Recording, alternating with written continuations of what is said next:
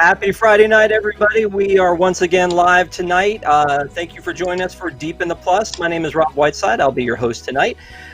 Very excited to get started tonight. One of the things that I want to remind everybody, though, is that we are very excited to have our Wigs members with us. And if you need to know more about our Patreon program, stick around at the end and we'll tell you all about it.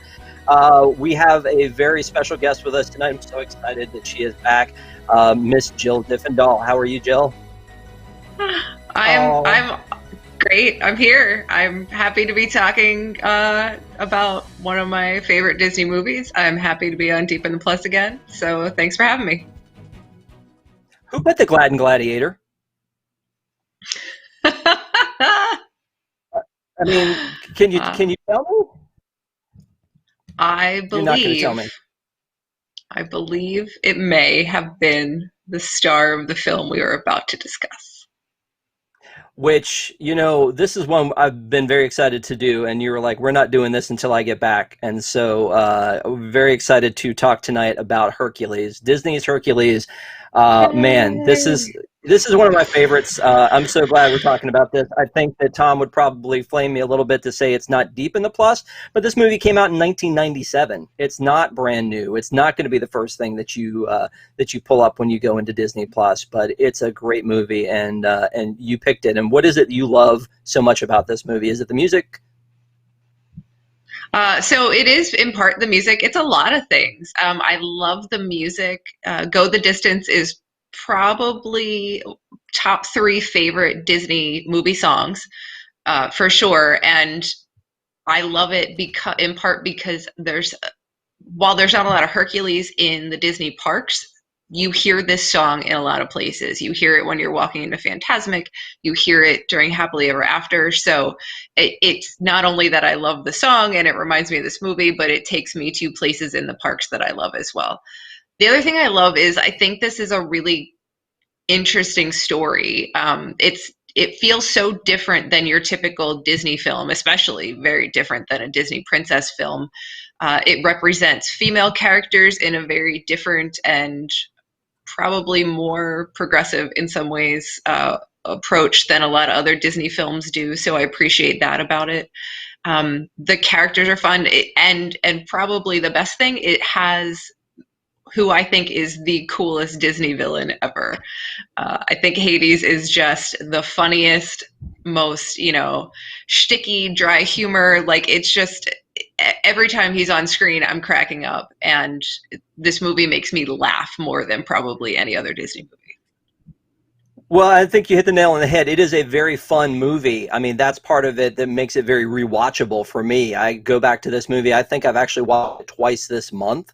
I really like the fact that it's one that I can really get into. I like the story. It's a very quick 1 hour and 33-minute movie. I mean, it goes fast, and it's really cool to me because it kind of represents something that was very different for Disney at the time. So 1989, they get into The Little Mermaid. We have a whole slew of new princesses with Belle, and then followed by Jasmine. And then, like, this movie came along at a time where you've got Alan Menken doing the music, and we'll talk about the music some more later. You've got, you've got this heritage group of people putting this movie together, but it feels very different and very fun. So I think there's a lot of cool things to talk about with this movie. For me, it's about the music. It's about the humor. There's a lot of modern humor mixed in with this, like the old school, very similar to the genie in Aladdin, where he mentions modern things, and it kind of has that touchstone to it. There's a lot of other tie-ins that we'll talk about later too, but the basic story, I think, is pretty strong. And I think that you've done some research to say that maybe it's not specifically accurate that this is a Greek mythology movie, right? Yes, correct. It cracked me up because the funniest part about this movie is, in mythology, there are basically 2 different traditions of mythology. There's Greek mythology and there's Roman mythology. A lot of the characters are pretty much the identical character. You have Zeus in Greek mythology. In Roman mythology, it's the same character. His name is Jupiter. Many of the stories are similar. There are some variations. But the weirdest thing about this movie is it's entirely set within sort of the Greek mythology tradition. You have Zeus and Hera. However, Hercules is the Roman name of the god. So you have a movie all about Greek mythology starring the Roman god. It's just I found it very weird. That and I mean I get it. Like nobody in Greek mythology, his name is Heracles. Nobody really talks about Heracles, but everybody knows who Hercules is. But it's just interesting that they chose to go the Greek route as opposed to the Roman route when all of these same characters also exist in both sides, but they kind of just crossed them over a little bit where it was convenient for them to tell a better story, which, it's an animated film. Nobody's expecting this to be sort of true to mythological storylines, but, and probably it's good that it's not because there's a lot of even scarier stuff. Mythology is a really dark thing. And I think so in talking about, why I think this is a deeper movie than some other big Disney animated films, you talked about some of the big Golden Age movies that came out, like Beauty and the Beast and Aladdin and Little Mermaid. And this movie did not do well relative to those films. It was definitely a box office disappointment for Disney. And I think one of the reasons why is because it's based on mythology, and mythology is kind of a dark place. So in Greek mythology, Hera was not Hercules or Heracles' mother.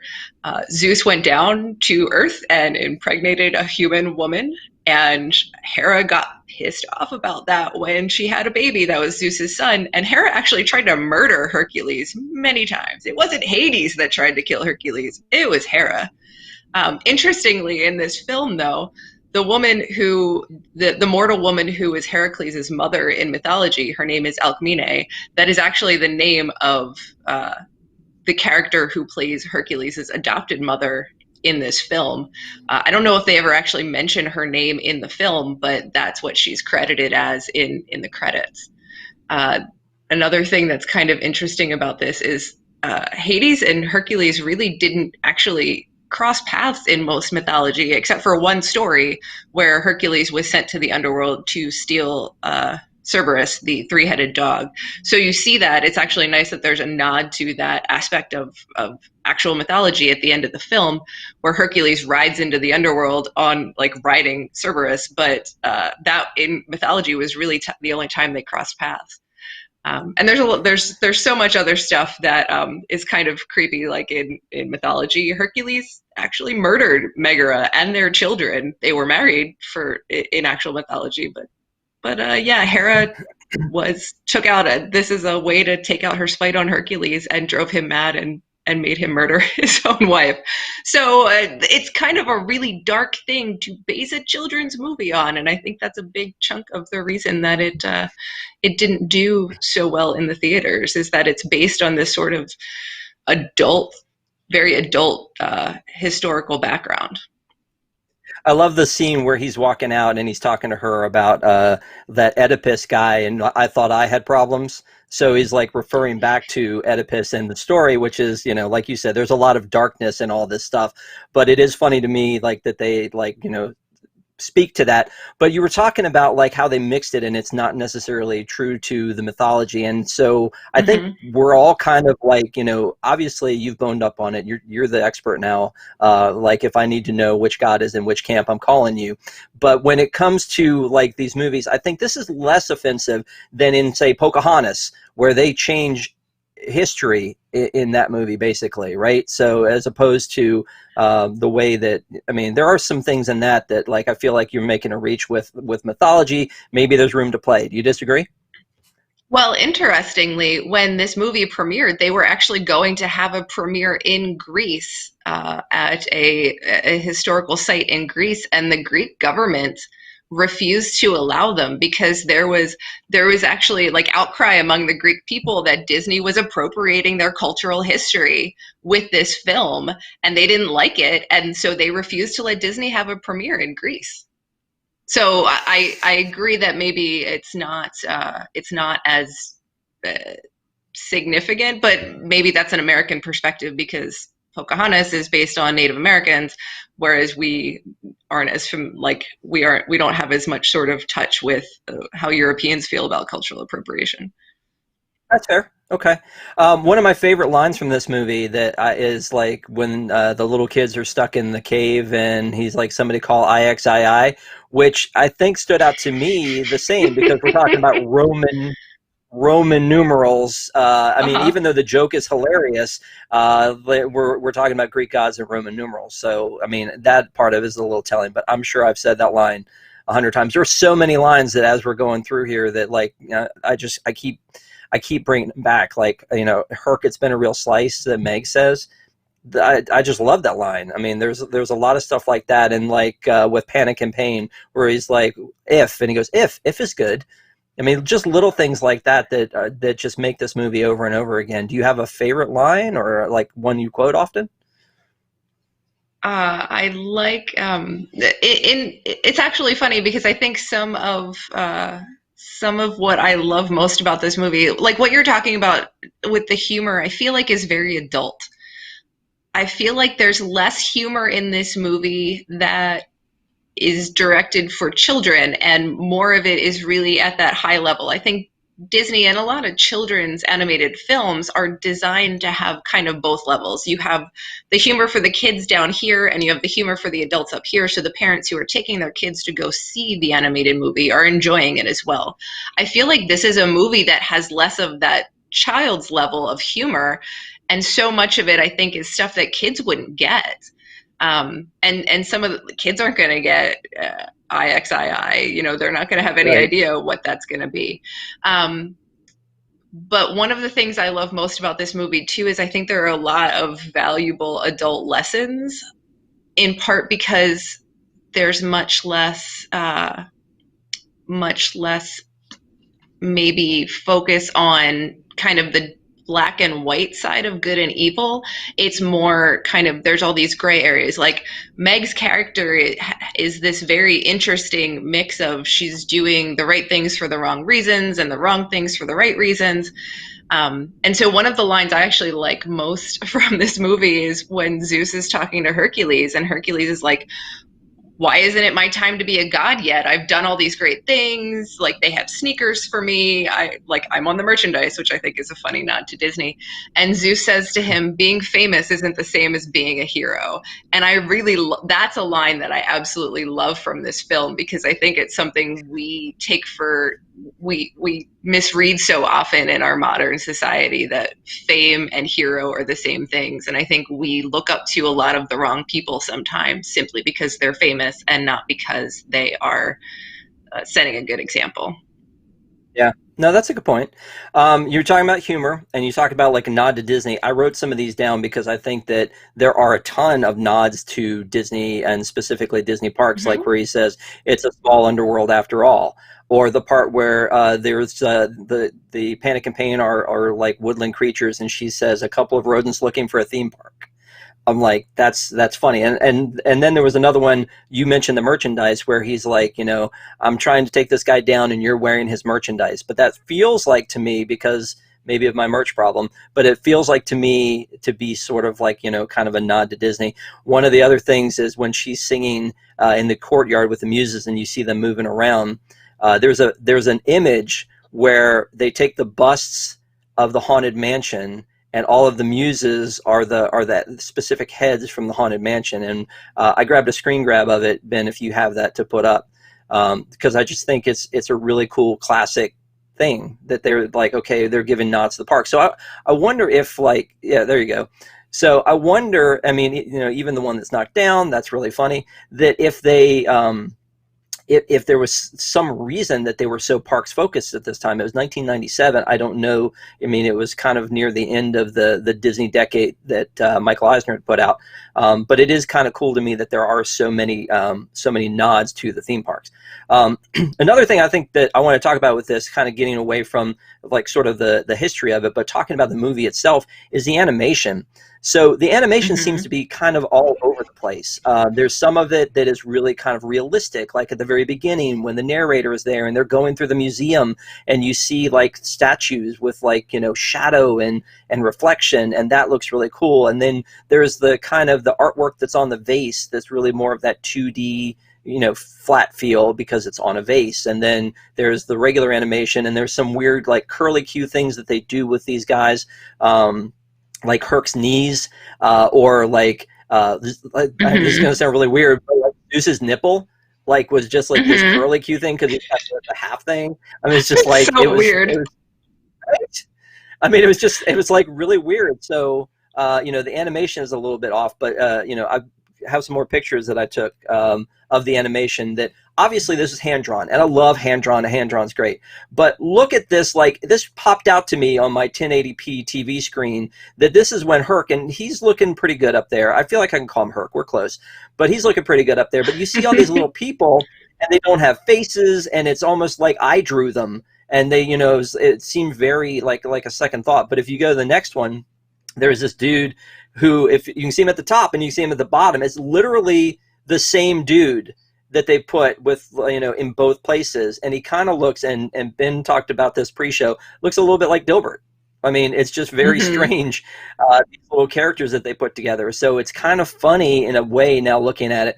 But I'm looking at it in my living room on, not a huge screen, and I can see these little things. And so to me, the animation seems like, for a company that was all about animation, the animation itself seemed a little secondary to everything else. What are your thoughts on that?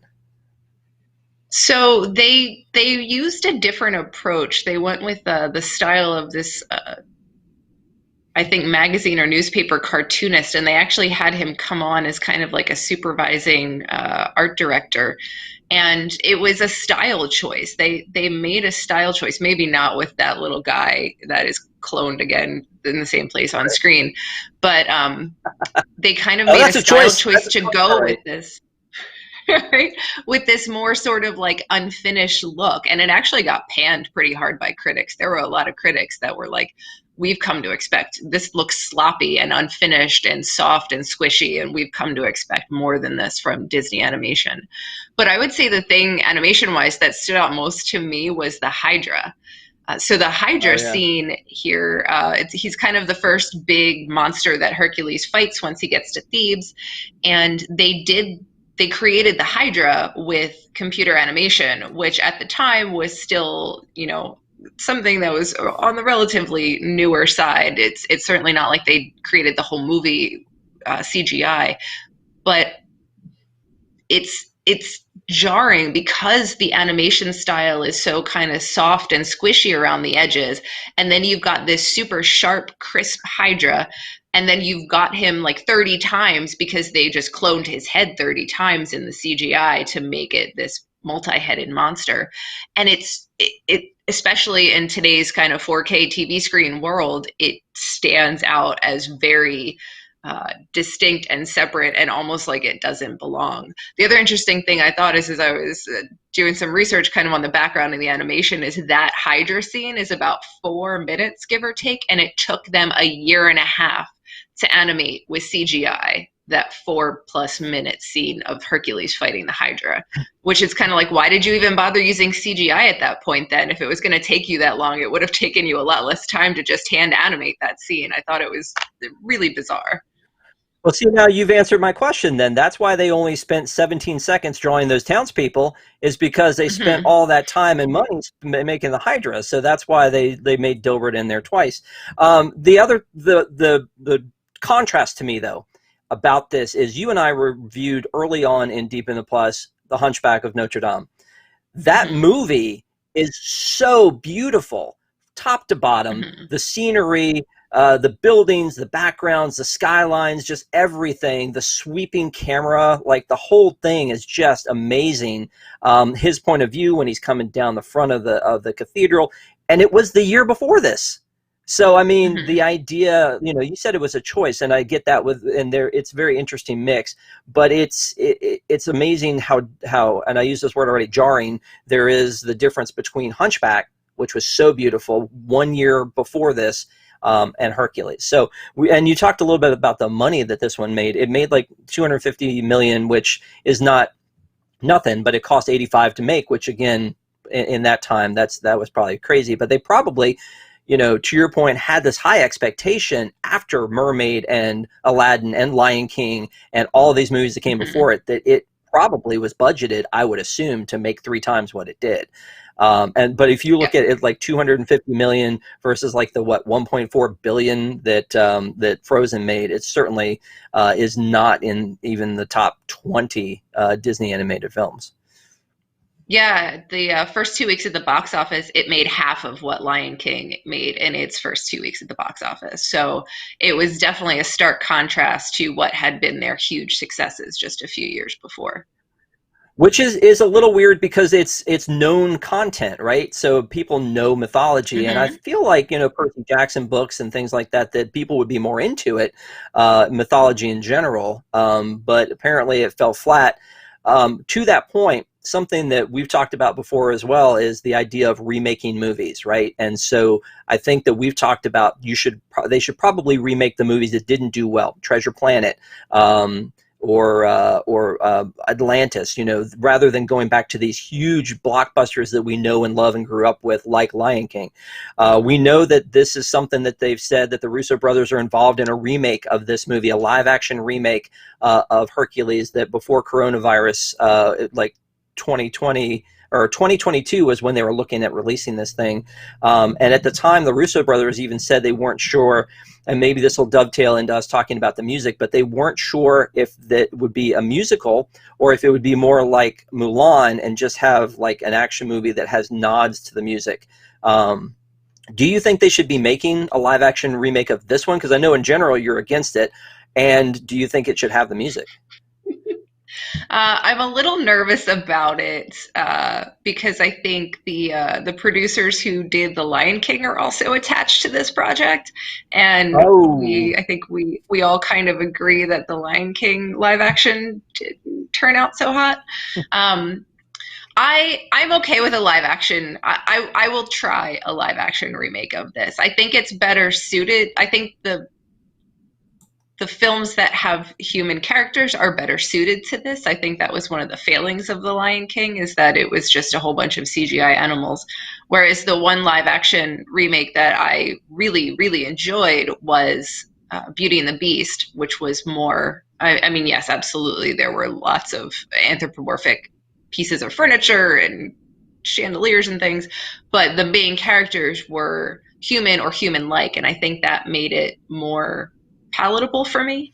I'm also interested to see, because they've said it's not going to be a literal translation of the original animated film. I'm interested to see how they're going to tweak this story, because I think that story has some room for growth, and I'm hoping that they can pull that off. I would love to see them make this a little bit more tight of a story, have it be a little more cohesive, and bring that to bear in a live action remake. I don't. I'm a little nervous because some of the casting rumors that are going around are kind of like people are saying they really want Ariana Grande to play Meg, and I'm like, why? But maybe I'm just too old to want Ariana Grande on screen. I don't know.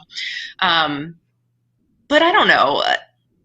The music for this movie, like I said, Go the Distance is one of my most favorite Disney songs, but I think you could keep that in the film as sort of an opening, um, or even, and then play it instrumental behind some aspects of the movie. I don't think the character, while I love the music from this movie, I don't think the character singing is that crucial to this film the way it is to some other Disney musical movies. The scene where Phil sings, Danny DeVito is not a singer. So, like, that almost felt kind of a little awkward and cringy. And I right. wouldn't be unhappy if they got rid of that. And it was really just the background for a training montage, which, again, like, they don't need the music behind that. And the only other song that really stood out was Meg's song. And again, I could live without that in the film. I think they can do that. I think they can be creative with how they bring that message across and those emotions and her sort of thought process and how she comes to realize just how very much she is in love with Hercules. They don't need the song to do that. Um, so yeah, I'm okay with there not being music in the movie, but I want Go the Distance to sort of be the opening.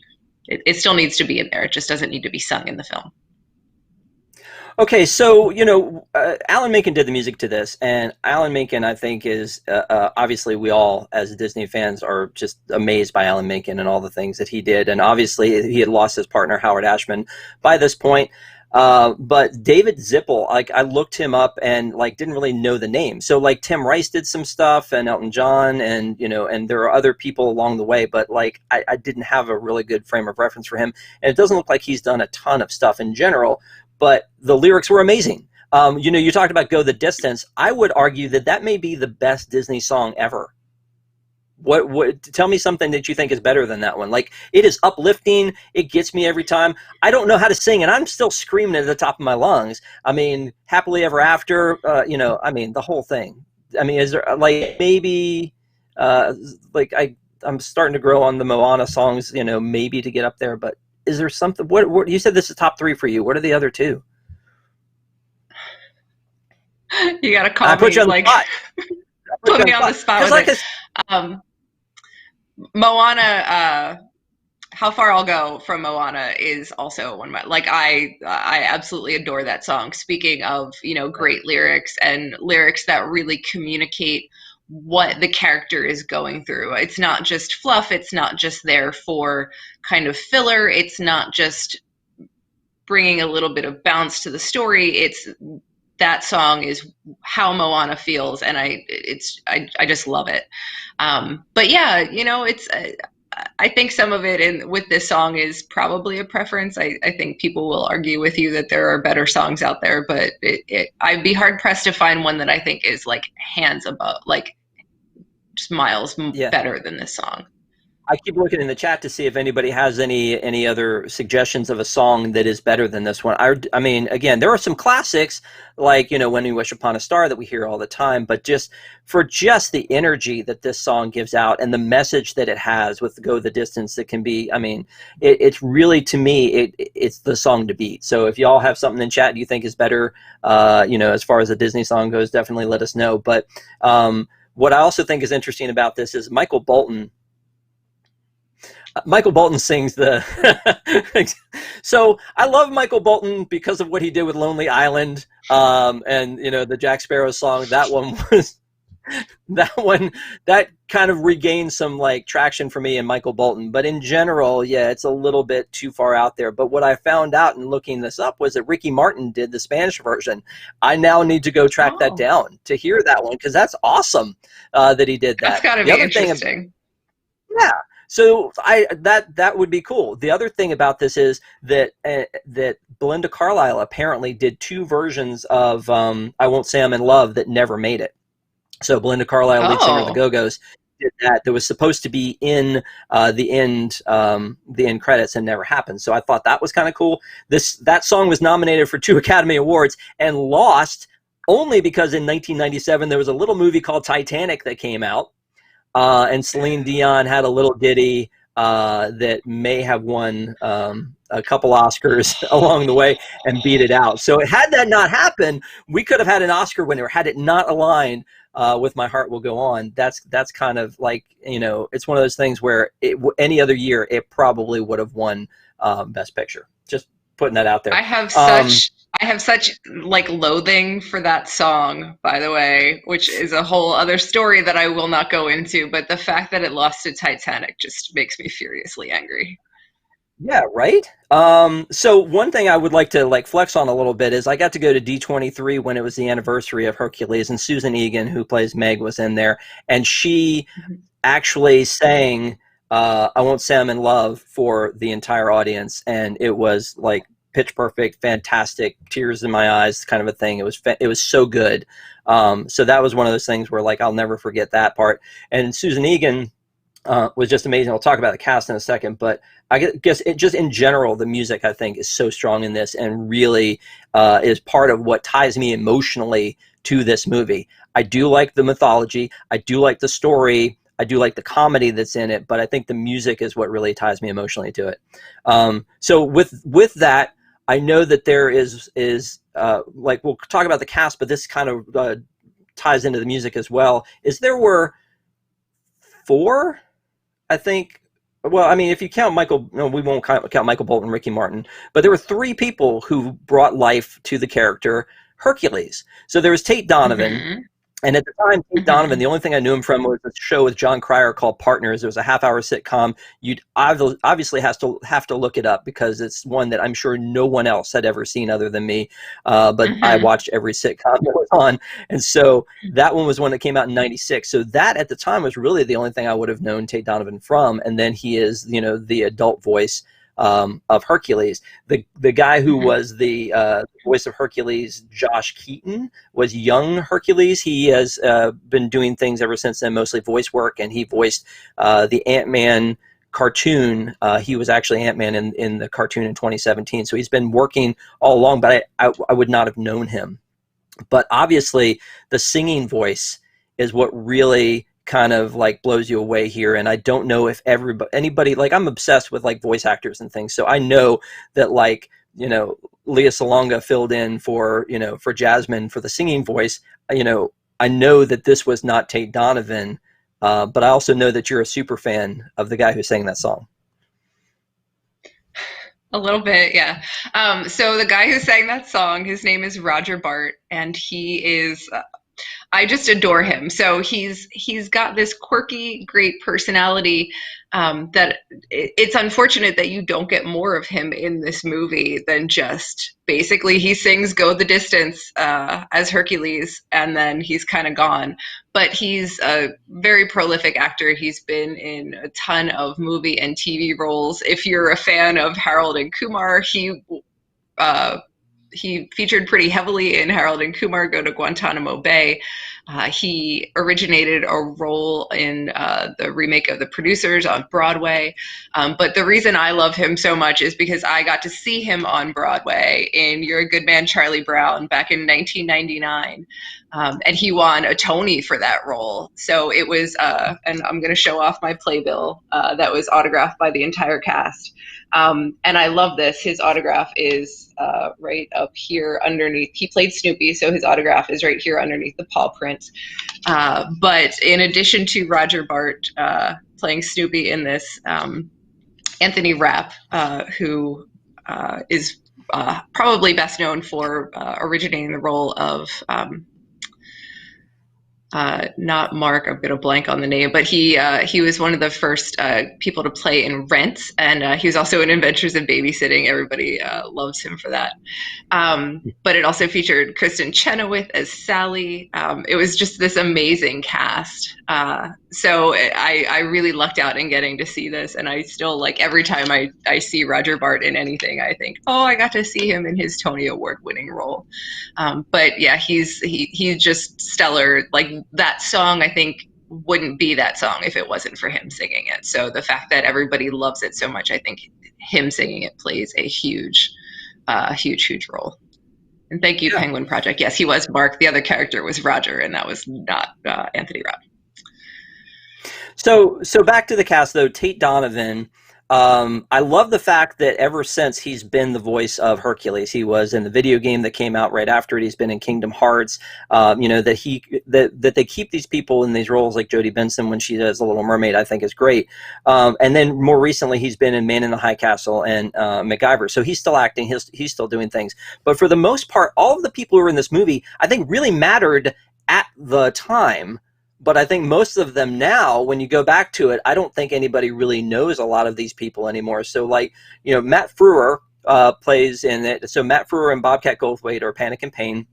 And Matt Frewer, like, was Max Headroom back in the 80s, and he was in Honey, I Mm-hmm. Shrunk the Kids. And, I think I saw him recently as a judge in maybe Perry Mason, the TV show. So he's still around, but I don't think people go, oh, that's Matt Frewer, like I would. Bobcat Goldthwait was huge, a huge comedian at the time. So, like, him being in there was cool. Danny DeVito as Phil. I guess he kind of had a resurgence in Always Sunny in Philadelphia. So, like, he Mm-hmm. was around there, but most people know him from Taxi. So a lot of these people really mattered at the time. Rip Torn, oh my gosh, like, as Zeus is fantastic. But Charlton Heston as the narrator was hilarious. The whole "You Go Girl" thing, I think that I laughed out loud the first time I heard that happen. But Schaefer, like, again, mattered at the time, but I don't know too many people would be able Yeah. to talk about Paul Schaefer these days. Although he did a little cameo in the Schitt's Creek on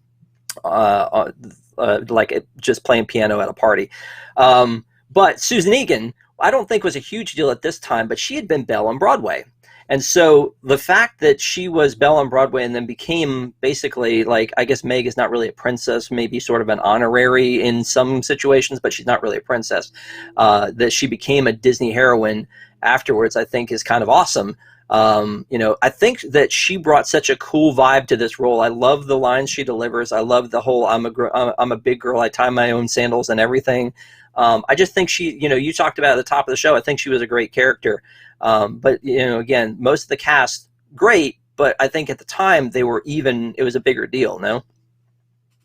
Well, it's interesting you bring that up about Meg kind of being this like a little bit snarky and sarcastic kind of girl, which is part of why I love her. Like, there's not a lot of that in a leading female lady in a Disney movie. But actually, they didn't want to cast Susan Egan for this role because I think, Disney knew her, and she had auditioned, for lots of Disney roles, and they kind of had typecast her as sort of a little too sweet to play this role. And so she, when they audition, especially for voice acting, a lot of times the auditioners will sit there and close their eyes and just listen to the voice actor, because they're not it shouldn't matter what the person looks like, they just want to hear the voice. And when she auditioned, they realized, like, no, she can do this. So she had the talent to sort of break out of that typecast and play this definitely more sultry and snarky kind of role than what anyone had expected her to be able to do. The other interesting thing, talking about people who were big at the time, there were also a lot of people who almost were in the cast. Initially, they hadn't even remotely thought of James Woods for the role of Hades, and they went through a huge number of people. They had wanted Jack Nicholson, but he wanted like 10 times more than they were willing to pay him. Plus, he wanted merchandising, like residuals from Hades merchandise, and they were just like, and Disney was like, no, we're not signing over like half of the revenue. And especially in retrospect, knowing that the movie didn't do so good, it's a good thing they didn't spend like $10 million on Jack Nicholson to voice the role. But then they cast John Lithgow for it and spent several months kind of trying to make it work, and it wasn't working. So finally they cut him loose. Supposedly they auditioned Kevin Spacey and Michael Ironside for the role of Hades. And then finally one day, like, I think James Woods just sort of showed up and auditioned, and they were like, oh wait, we can work with this. Like, I don't think Right. they had really quite pictured him in such like a car salesman kind of way, but it absolutely made the role. And actually, a lot of, I think some of the funniest lines were James Woods ad-libbing. A lot of those weren't written lines, they were his ad-libs that they kept in the script because they were so good and so funny, and they just were the character of Hades. Almost like Robin Williams and the Genie then. I mean, and it is one of those things where you can't really imagine anybody else doing it at this point because of the kind of just the edge that he gives that character. And Mm-hmm. it is pretty awesome. There is, I want to talk now about kind of some of the things that spun off of this, but there is a musical on the cruise ships that was about Hercules, and it was, the character who was Hades was the genie thing, where he was making all the pop culture references and doing all the jokes and things like that. So I don't think until that time, or I really made that comparison between Hades and the genie and how big those characters were to the movies and how big those actors were to making those characters what they were. Another thing that happened right after this was there was a spin-off TV series. I don't know if you ever watched it, but so I did not. in it was two seasons, 65 episodes, but in it, Herc goes back to high school because it's supposed to take place while, the montage you were talking about with Phil. It's him going to high school and kind of learning all the things he needs to know to be a hero. But it totally takes you out of canon immediately, because Hades, played by James Woods in the TV show, is trying to mess with Hercules all the way through to embarrass him in front of Zeus, to get Zeus dethroned and get himself up there and be the new head of Olympus. So it's not canon because he didn't realize until the very last day before his before his Titan takeover that Hercules was even alive. But yet this TV show shows them kind of like in this kind of like match of back and forth all during this time. So that to me was a little bit disappointing. I didn't see it at the time, but I went back and watched it for this, and I was like, ooh, this feels bad. The other thing is that Tate Donovan plays young Herc, which again he didn't in the regular series. He played grown up Herc. So the fact that he's playing young Herc again feels a little bit weird. But it had James Woods, it had Paul Schaefer, it had Tate Donovan in it, and so I mean you could go back and watch it. I'm not going to recommend you do, but that was a little bit troublesome to me. And then they released a direct DVD called Zero to Hero, which was just 3 of those episodes crammed onto a DVD. Clearly a cash grab situation to make it look like it was a straight to video sequel. I know you're shocked. And I'm sorry, and we'll talk you down afterward. No, they never do. There was a video game that happened, and we played it. My son and I played it all the time, and there was a line in it where if you did something wrong, Phil would yell, "Rule number 95, kid, concentrate." And the reason I know that by heart is because anytime you screwed up, and so my son was very young at the time, he's trying to play it, and it's like, boom, rule number 90, boom, rule number 90, boom, like over and over again. But they use actual audio from the movie, so that was kind of cool. But then there was, when we look at the parks and what they've actually brought into the parks, there hasn't been a lot. And I think that's kind of disappointing, and I don't know if there's some kind of a reason that they can't take that IP and do more with it, because I feel like it would be fun. Oh my gosh, a dark ride for Hercules would be fantastic. I mean, I know we think that about a lot of movies and things like that, but to have that music, the Go the Distance thing, and like some of the dark parts of that would be really cool, like the fighting the Hydra. I think that would be a really neat thing to do. But instead, the only thing that we really know that we've seen in the parks is we hear the music. Go the Distance is in Happily. I believe Go the Distance is supposed to be part of Harmonious. But they, other than seeing a little bit of Hades in Fantasmic, we don't actually have anything else that I can think of except for the characters.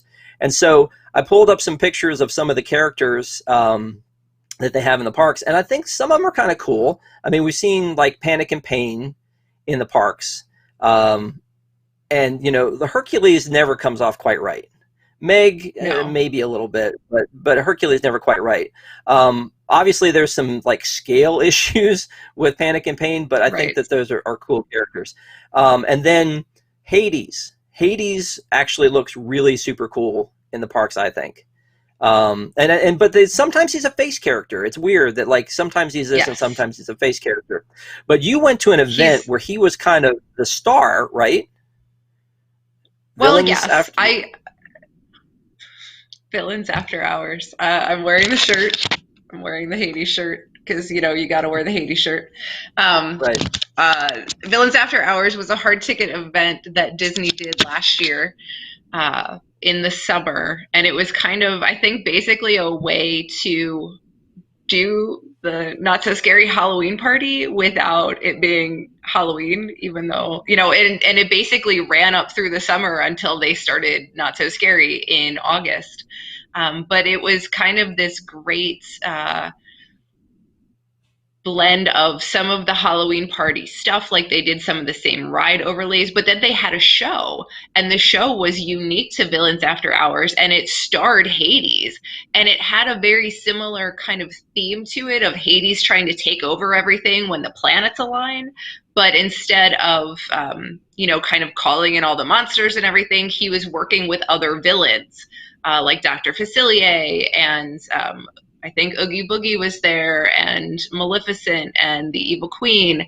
And so you kind of had this really cool villain show that was made just for this event, starring Hades. And in that, however, he was a face character, and it was a little creepy because he's like plastered with blue paint on his face, and it kind of comes off, especially in the middle of Florida summer heats, a little bit tacky, like not cheap tacky, like physically tacky looking.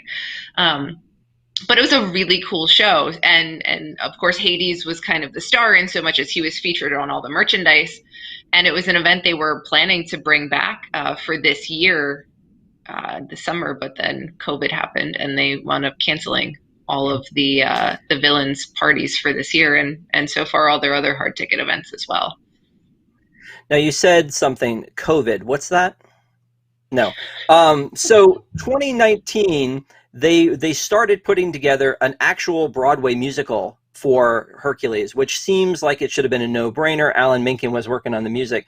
Have you heard of this, Jill? And did you know who they had playing Hades? No, Rob, tell me more. Roger Bart. Roger Bart played Hades. They put it together as sort of like a Shakespeare in the Park thing, trying to work it out, and it was Oh, supposed to head towards right. Broadway. So, So yeah, I saw some stuff about the Shakespeare in the Park, but I did not realize that it was going to wind up getting ported to Broadway if they could work it out. The other interesting thing I read, slightly not really related, is that Roger Bart for this year had been cast to play Dr. Emmett Brown in the Broadway adaptation of Back to the Back to Future. the Future. Would have been incredibly cool. So Yeah, yeah. This the COVID moral of thing that story that you're is, talking about. Yeah, moral of the story is. I know it's the moral of the story is if you can go see Roger Bart on Broadway, do it. So, anything else before we wrap up on and give, because obviously we know what we're going to say about this, but anything else that you've got that you wanted to talk about with this movie before we kind of like sum it up? Not really. I thought it was interesting that you were talking about maybe making a dark ride out of this because again, I feel like it is such a like there's so much darkness in this movie already that on the one hand it might lend itself well, but on the other hand, I think you're going to wind up with a Snow White Scary Adventures kind of thing, and that's not the direction Disney is going right now. But especially, I mean, I feel like again, that's part of why this movie did do so well is because there's a lot of parts of it that are scary. I mean, especially kind of, you're in the underworld half the time. Like, what kid wants to see a movie that like a good chunk of it takes place in hell? I don't really think that's up little kids' alley. And kind of the end where Hercules dives into like the river of souls to rescue Meg. It's got very much this Night on Bald Mountain vibe from Fantasia in this super creepy kind of way. It also reminds me a lot of that scene in Harry Potter when Harry and Dumbledore go into the cave to get the locket that was one of the Horcruxes, and like all of the dead souls come up out of the river, or that part of Lord of the Rings where they're crossing through the marshes once they're moving into Mordor, and there are all the dead elves under the water. Like it's just creepy, and so I feel like you base a movie or you base a ride on this movie, you're gonna wind up freaking out a bunch of little kids. I mean, I guess you don't have to, but there's a whole lot of potential there for that. I mean, when you say that, hey, we're going to go to hell in a ride, and I think it's been done. It's called Mr. Toad's Wild Ride. Yeah. So, I mean, you can get away with it apparently in a theme park.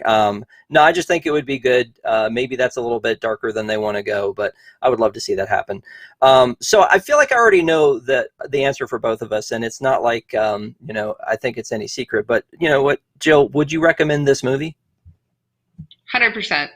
I think it's definitely underrated, which to me is part of why we wanted to talk about it on Deep in the Plus. It was definitely considered a box office disappointment when it came out, and I think in the grand scheme of Disney movies that got swept under the rug, you had this huge surge of really classic animated films that came out right before it, and then it kind of fell into that lull, and then you had things like Toy Story right after it, and so it kind of gets lost in that vacuum of space of the late 90s of Disney movies.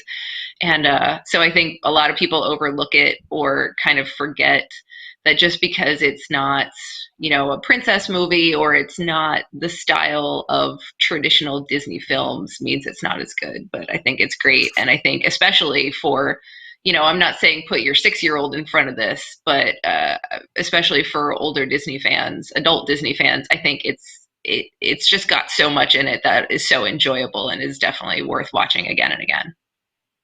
Yeah, I agree with you. It's a very easy watch. It's one that you go, you know what, I've got 90 minutes. It's a fun thing to watch. The music is amazing. And again, I'm going to argue that "Go the Distance" is to me the greatest Disney song, just because of the energy and everything that it has. I mean, it's just, I feel like it's phenomenal. So, fight me on that if you want. But I think that, this movie has, it's rated G. The only thing that they give you a warning for is tobacco usage, which again, like we talked about with some of these movies, you're like, that's the worst thing you saw in this movie. Look again. But it's a fun movie, and I think it has some neat characters. I think it has some neat humor that still stands up, even though it's 23 years later. That's still a great movie to watch. I do think that the animation was a little sloppy, but I think just compared to the other movies of the time, it's still head and shoulders above a ton. And if you want to really be disappointed, go ahead and watch the Hercules animated series and compare the animation in that to the movie, and then the movie looks fantastic and gorgeous. But I would totally recommend this movie. If you are, if you disagree, agree with us, we'd love to hear more from you. Leave us a note in the comments. If you're watching now, and we would love to have a like on this so that more people can find this content. And then if you are interested, we have a group of people that we love called the Wigs, and they're with us on Friday nights, and they're with us during our other shows. It's the WDWNT Interglobe Society. If you join through Patreon, and it's patreon.com/WDWNT, you can get exclusive content that you can't see anywhere else. Post-show for Park Center, one of my favorite shows. And then also WDW News Tonight when it comes back. And then we also have a brand new show. Jill, do you want to talk a little bit about the brand new show that you can only get through Wigs? Sure, I'd love to. So we just launched a brand new show that is just for wigs at the $7 level and higher. It is called Detailed, and it features WWNT's very own Tom Corliss, taking you kind of in depth into some of the little elements around the Disney parks that make them just so very special. And so unique. So the very first episode, he takes you kind of in depth into a lot of the details in Abracadabra at the Boardwalk Resort, and kind of shows you interesting little things in the decor, and even the pictures that change, some of the things that are actually an homage to past Imagineers, or to attractions and shows that no longer exist. So there's, we all know Disney is just well known for kind of hiding Easter eggs everywhere. And this is basically Tom kind of showing you some of those things, and pointing out some of the cool stuff that you're going to want Abracadabra the next time you're at Disney, so you can check out some of these things.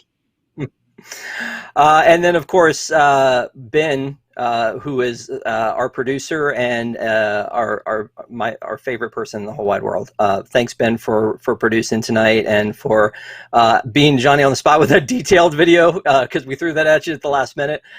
Thank you, Jill, for reviewing this movie and for coming back. It is always a pleasure to have you on here. And thank you guys for joining us tonight. And I know you have a lot of choices on a Friday night, so we really appreciate you coming and spending it with us. Hope to see you next week, 7 p.m., same time. And until then, a true hero isn't measured by the size of his strength, but the strength of his heart. Have a great night, guys.